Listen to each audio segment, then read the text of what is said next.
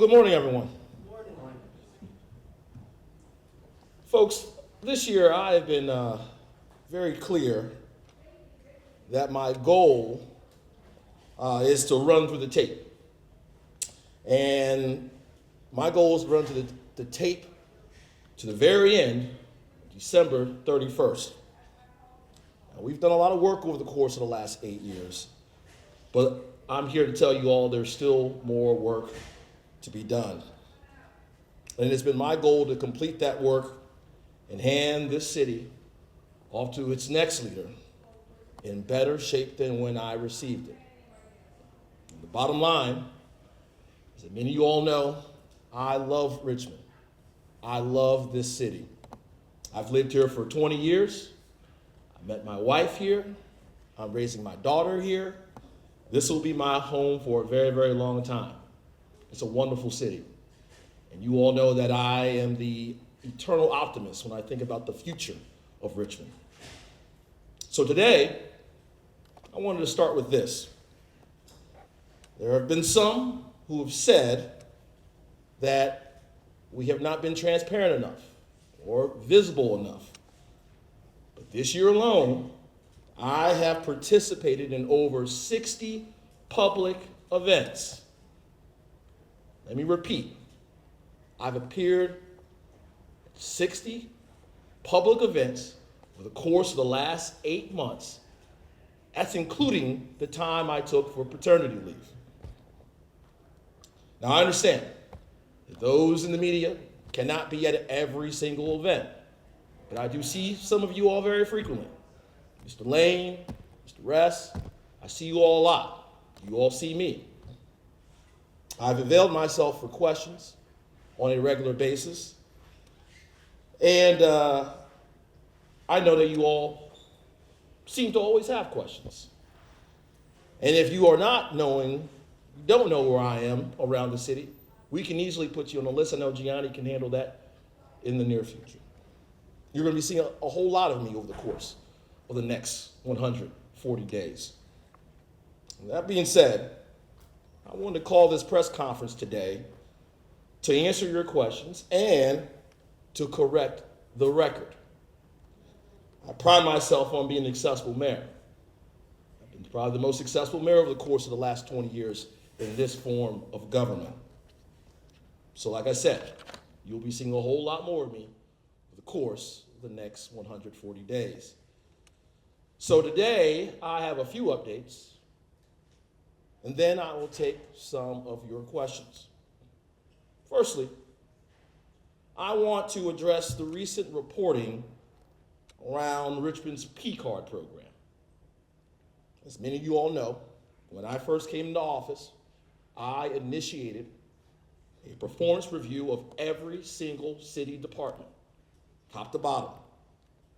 One of the important recommendations that came out of that review was to establish a P-Card program. That program would increase our efficiency and also earn cash back that will be returned to the general fund. I can recall 8 years ago, sitting in Sydney Park as a candidate for mayor, with a former city council person, talking about the inefficiencies of City Hall. And he gave me an example as I sat on that bench, that this bench could be rickety and broken. The residents of the city of Richmond would want it to be fixed. But we would have to go through the purchase order process and go through procurement. And what could be fixed easily would take months on end to repair. He said at the time, we could easily go down to Home Depot or Lowe's and purchase the material or the screws to fix the bench, but that's not how our city works.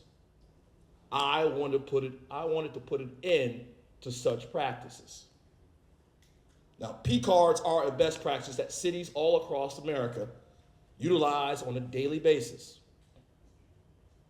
That being said, recent reporting from one of our outlets has stated there has been an apparent, quote unquote, P-card violations by approved users. Today, I'm here to be very clear with you all. 99% of our P card holders are in good standing. Let me repeat, 99% of P card holders are in good standing. Out of 336 employees with a P card, only 5 are currently suspended. 3 at the office of the city's registrar, the voter registrar, and 2 for the Office of Strategic Communications. Let me repeat that. 3 in an office that does not report to the city administration, but to the electoral board, and 2 at the Office of Strategic Communications. One of those employees no longer works for the city of Richmond. Now, I'm not saying that the program is perfect. You won't ever catch me saying that any program and any government entity, whether federal, state, or local, is perfect. However, the P-Card program puts trust in the directors of various offices and the card holders themselves. It puts trust into them to be good stewards of taxpayer dollars. And our procurement office has been working diligently to monitor this program and ensure everyone is compliant with our policies, while also ensuring that the city of Richmond is able to be an effective and efficient government. But let me be clear. If there are repeated violations, or you violate your policy, our policy, or take advantage of the system, the bottom line is you will be held accountable. You will be held accountable. Now, on that topic, I want to give a big shout out to those who work in the procurement department, because several weeks ago, the department received the Achievement in Excellence in Procurement Award from the National Procurement Institute. Now, only 4 Virginia entities were among the 194 national honorees. This recognition is a testament to the hard work and the commitment of all of our hardworking employees, particularly those in the Department of Procurement Services. And just to close this topic off real quick, in my fiscal year 2025 budget, we included funding to grow the Department of Procurement Services and increasing the accountability measures in the department. That's why we set aside funds in that budget for 4 new procurement officers. They will join this department to make it even stronger, and they will assist with accountability and efficiency. Additionally, we also have set aside funds for internal control, an internal control assessment of the P-Card program to ensure that this program is running efficiently to close any loopholes. So, despite what some might say, our procurement department is top-notch, and I will not let the poor judgment of some define the work of all of these employees, period. Switching gears. I have some exciting news from our Department of Public Utilities. Just in case you missed it, this week we announced the Department of Public Utilities has finalized an agreement with the Oracle Corporation to enhance the customer's journey through modernized operations and increased self-service options. With Oracle's software as a service solution set, DPU will modernize its customer information system to provide a flexible, robust solution designed to keep pace with the industry's rapidly changing trends. Throughout my time as mayor, it's been challenging to modernize our utility services and provide the best customer service possible. But by picking and selecting Oracle as our new vendor, for this project, the city can continue to improve gas, water, sewer, solid waste, and stormwater services. Now the focus shifts to build out this new system that will be customized for the DPU's gas and water customers. So in sum, this will allow customers to more easily track their usage, see how much they owe, and pay their bills from the comfort of their homes.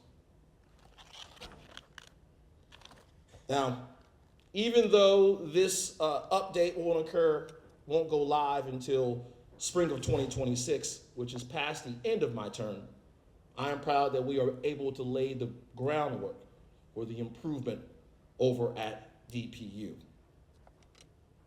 While I'm here on DPU, we just found out that our combined sewer overflow final plan was also approved recently by the Virginia Department of Environmental Quality. That's a big deal. For those who have been tracking our work around the CSO, this is a giant step forward for the city. And I'm incredibly proud of the team that completed this work. I also want to give a big shout out to the Director of Department of Public Utilities, April Bingham, who's with us today as well. Give her a round of applause, y'all, come on. She's been leading the effort of being about the fix over at DPU, and her expertise and can-do attitude has shown up each and every day for the city of Richmond and its customers. Thank you, April, for your work. And just to underscore that point, I've been told that projects like this normally take several weeks, emphasis on the several, for approval. We were able to do it in 6 weeks. 6 weeks. Again, thank you so much, April.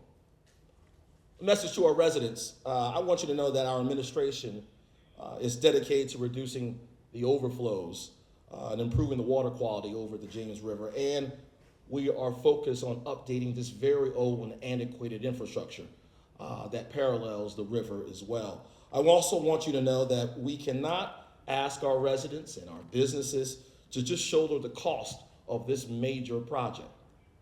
There's been talk in the past that it should be the customers who should pay for the $650 million in upgrades. I think that's absolutely awful for our residents and our customers. The Commonwealth of Virginia is going to have to step up. They have goals and mandates in line for us by 2035. They're going to have to help us make some of these investments. There's no way that the city of Richmond can shoulder this burden alone.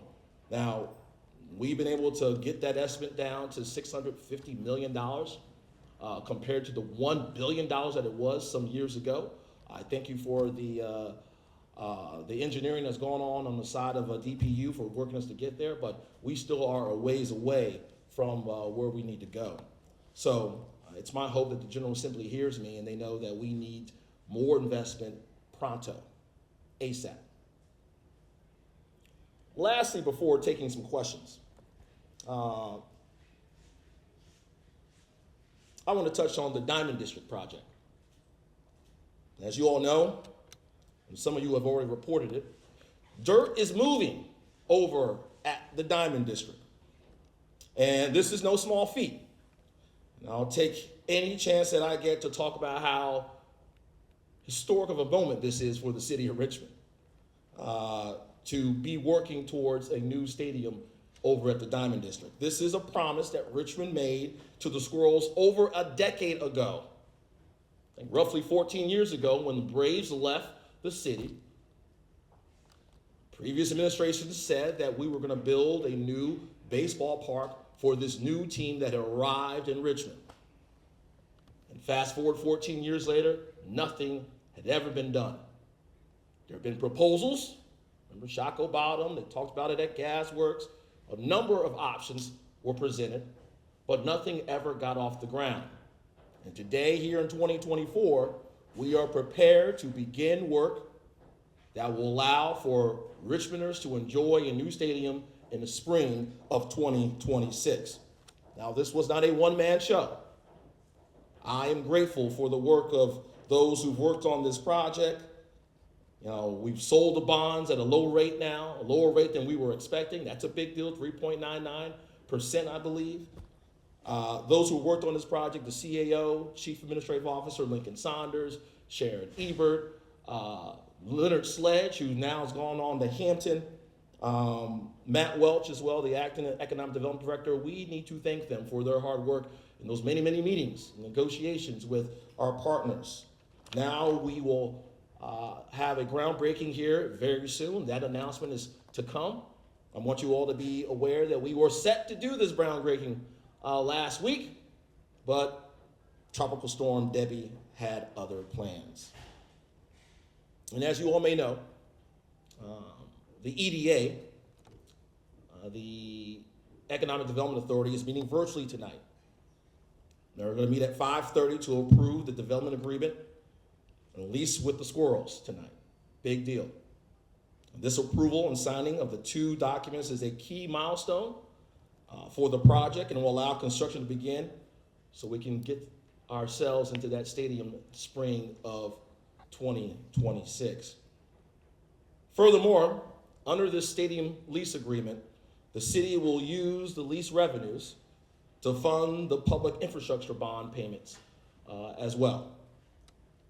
But not only will there be a new baseball stadium, as you all know, the Diamond District will provide a new home for some small businesses, for residents.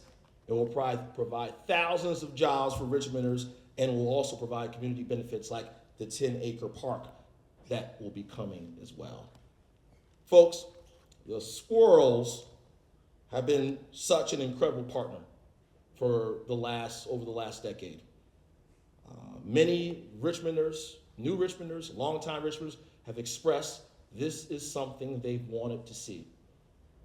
And I'm grateful for their willingness and their patience to wait as long as they have and continue to stay right here in Richmond. So we're going to be creating more memories over at this new Diamond ballpark come 2026.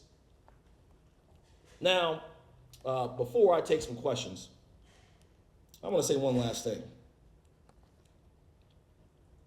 City Hall isn't perfect.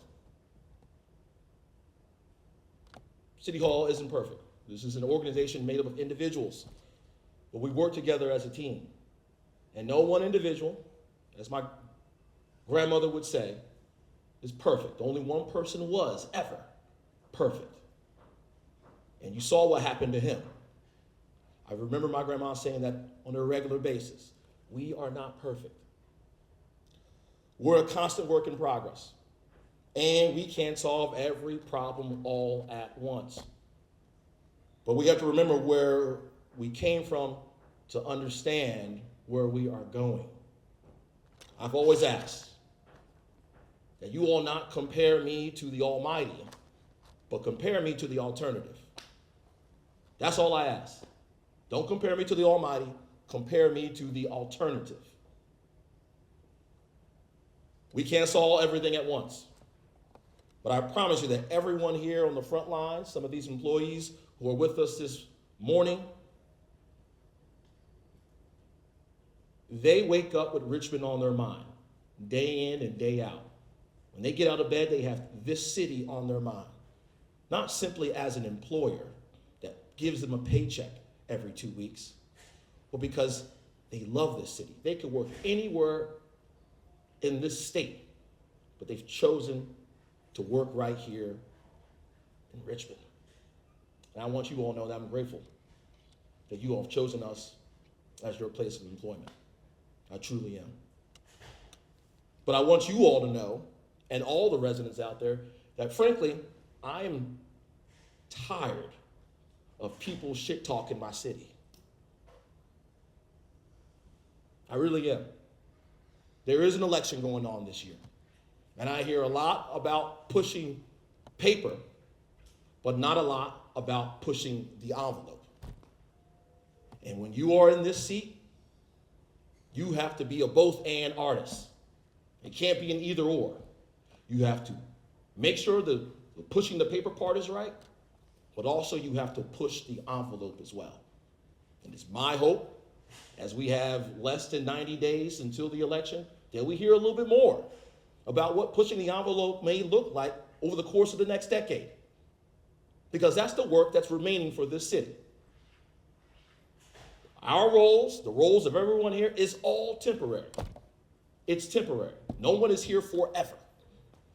We may got some folks who've been here for 40 or 50 years for City Hall, but no one is here forever. Our time is finite. I get the baton, and my job is to hand the baton to the next leader. And their job is to take this city to the next level. And I'm telling you all here today that Richmond is better than it was a decade ago.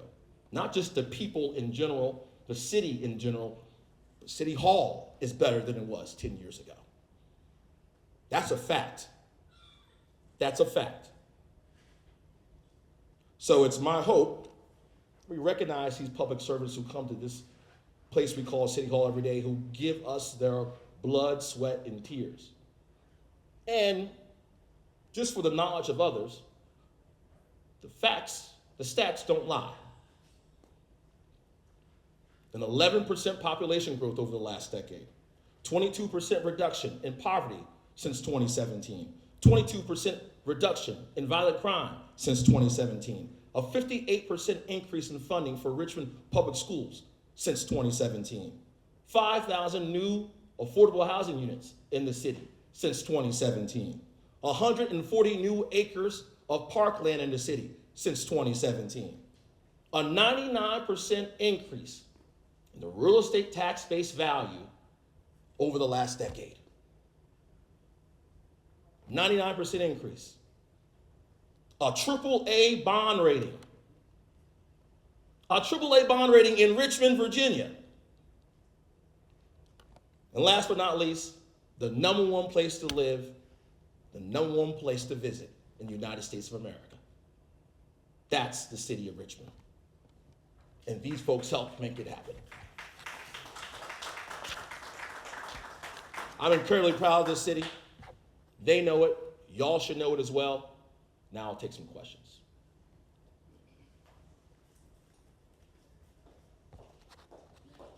Gianni will do the directing. Dave, you got a question? Yeah, Mr. Mayor, my mind's always in the gutter, so I'm wondering if you could tell us a little bit about what the DEQ decision about combining civil actually means. We've been looking at the stuff that you're going into the river, like, will there be an end to overflowing into the river? Could you tell us a little bit more about that? The question was about the DEQ approvals. Will there be an end to the overflows into the river? Well, that is the goal, David. That is the goal, to end these overflows when it rains or there's a broken pipe because of the antiquated system we currently have. We are not there yet, but it's our hope that we can, I guess by 2029, we can start securing some of these contracts. But we're not there yet in terms of the funding that we need. I think we're a third of the way there of the $650 million. We need the other 2/3. And it's my hope that the Commonwealth of Virginia plays a major role in investing in the fix. We've done our part. We will continue to do our part. But there's no way that the residents and the ratepayers can burden this load. We're going to need the Commonwealth to step up. You got a sense of what DPU did to bring the forward-looking costs down from the billion to 650? Yes, there was some, I forget the phrase.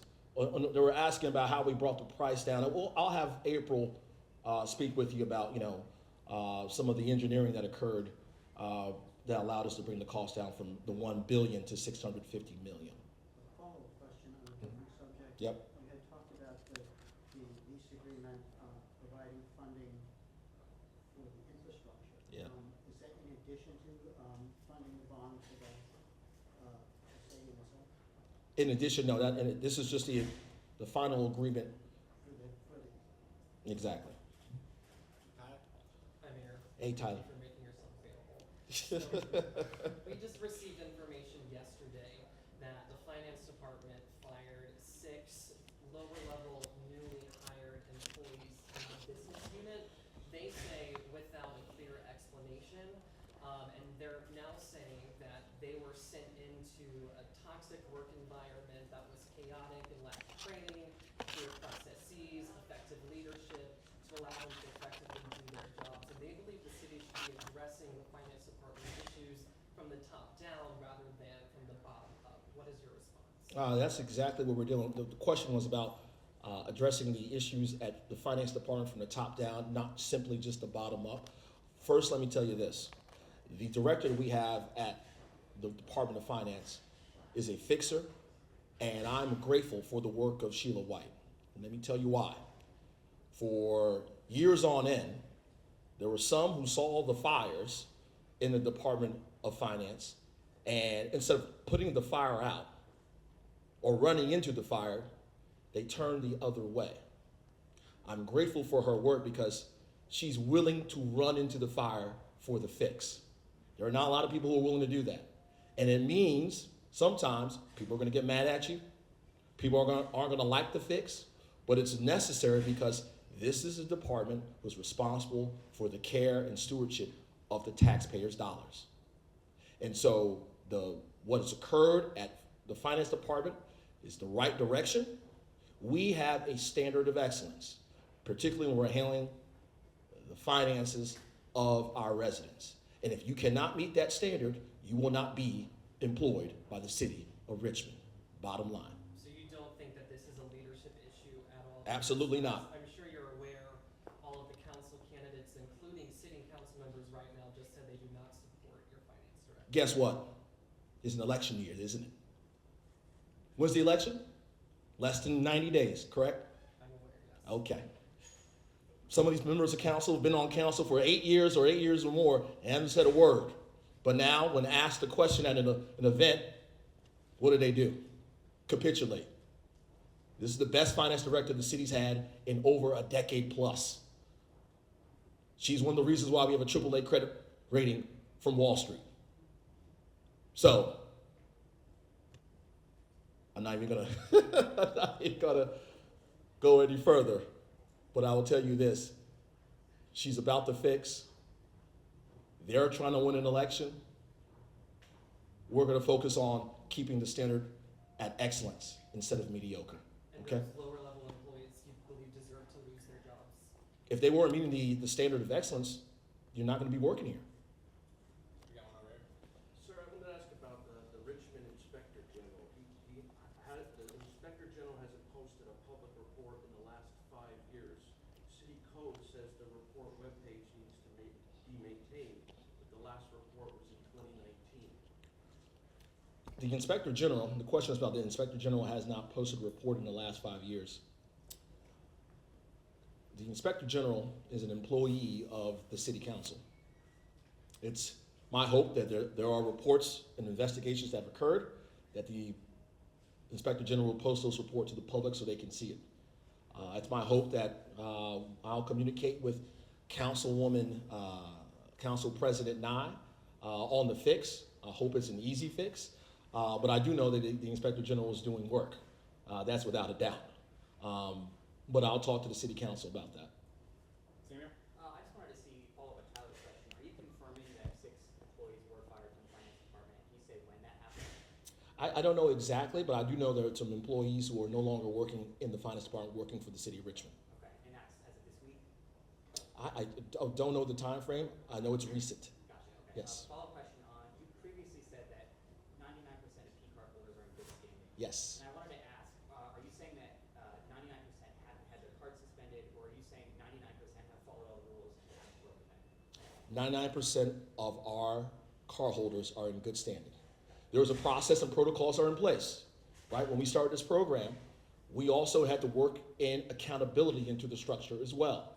The procurement office, department will obviously have conversations and questions about the usage. If the person does not respond immediately, there are obviously accountability measures that will be take place that will lead to suspension. Only 2 city cards have been suspended, and one of those employees no longer works for the city of Richmond. So are there cases where rules have been broken and maybe cards haven't been suspended, and those people are still technically in good standing in procurement? There are moments in which the director or those over at procurement will ask questions about charges, but most of the charges that you have presented to the public have received approvals from the procurement office. Can I follow up on that really quick? Sure.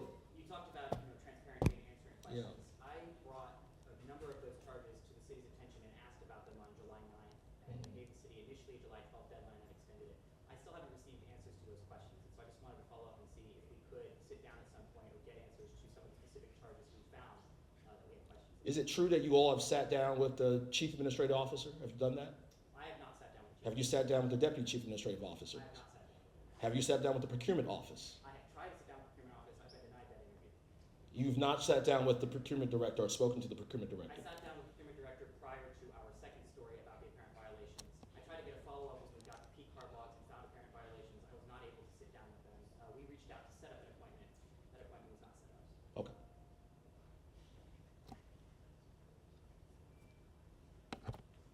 Yeah, Michael Paul.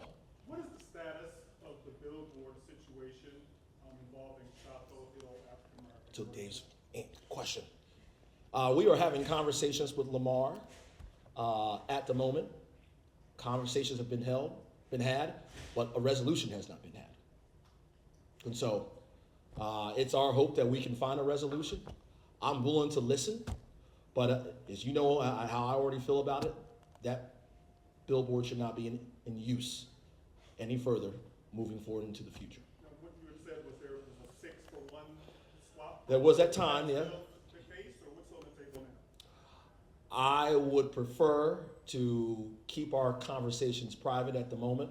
And once I hear something that is amenable, acceptable for the city, I will be sure to report it to the public. Right now, I have not seen anything that's acceptable. Will the billboard come down once any sort of arrangement? That is our hope. Obviously, there is some engineering that's involved.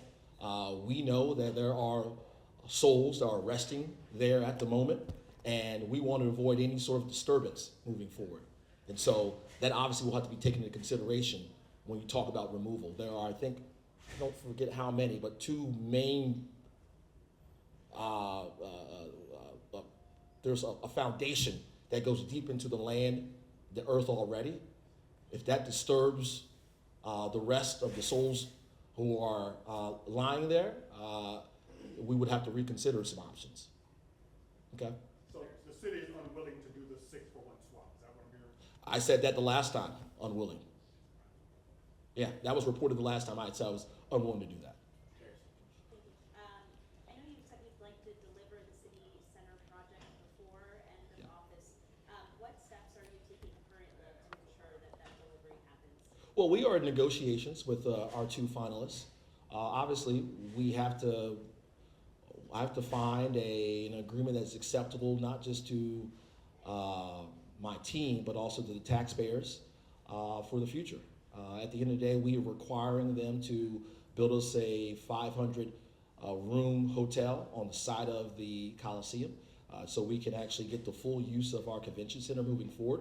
This is the type of growth in our city that will extend into the next decade. And so once we can find an agreement that is truly beneficial to the city, you will have a selection announcement. We'll make a selection announcement then.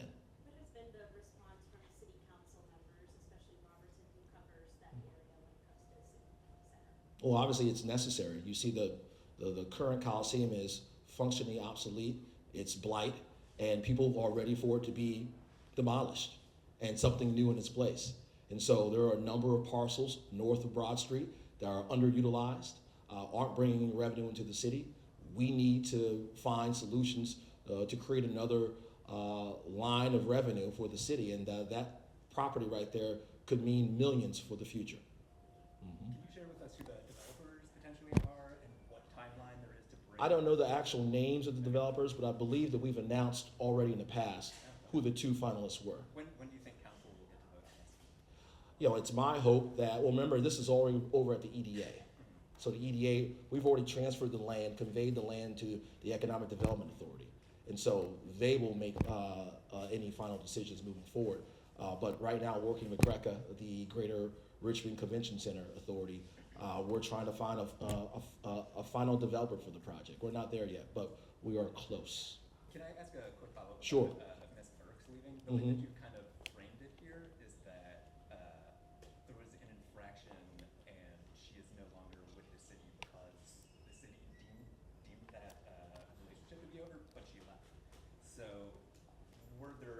other than having her P card suspended, did she not leave? Is it? I mean, that's been reported that she resigned. Correct. Yeah, okay. So, but I'm saying, like, the way you just phrased it kind of made it seem like someone did something improper and then was ushered out. No, there's no intentionality behind that. Just those are the facts, that she no longer works for the city of Richmond. Graham? So you said City Hall isn't perfect. It seems like a lot of the candidates running for your job would use much stronger language than that they're kind of running on this theme that there's just unacceptable levels of dysfunction here. Do you think that's a fair view of City Hall, or is that over? Hell no. Hell no, that's not a fair view of City Hall. And I don't know who they're trying to cater to as well.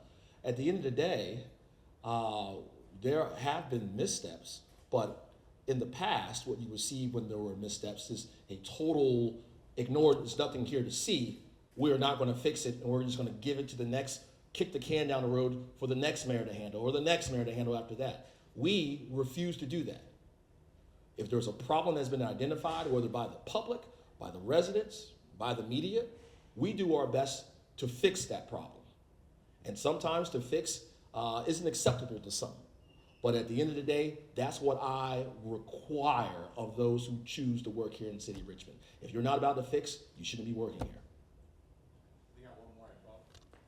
So, I know that there were some meals tax issues earlier, a few months back for restaurants. Is there any updates on those issues in the restaurants that are dealing with that? Actually, I believe I do have some updates for you on the mills tax issue.